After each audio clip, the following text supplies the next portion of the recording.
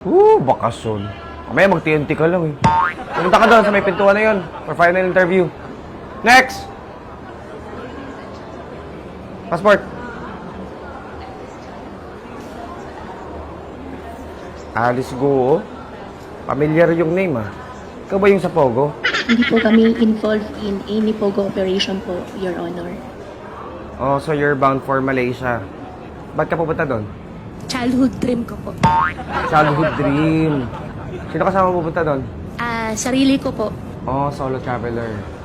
What inspires you to go there? Opo, ay gusto ko po na mapakita sa tatay ko at gusto ko po maging proud po siya sa akin. Oh. Sabagay may mga parents talaga na takot sila na mag-travel ang anak nila mag-isa abroad. I'm sure he is very proud of you.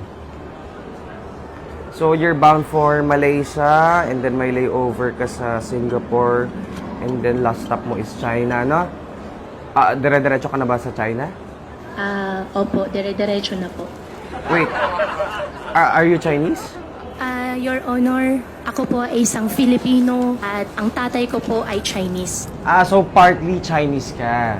Hindi lang 100%. Kung hindi man po ako full-blooded po na 100% po na Filipino, dahil po sa tatay ko, ako po ay isang Filipino po.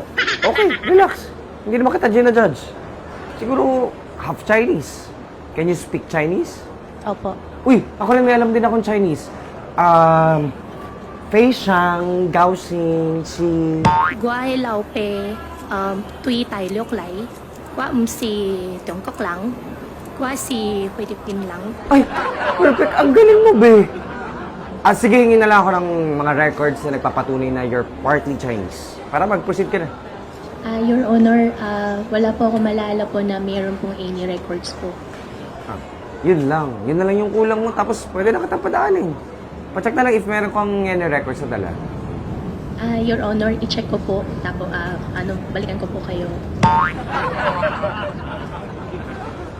Balik ka, idol, ha? Have a safe flight. I'm sure your tatay is so proud of you. Happy Father's Day.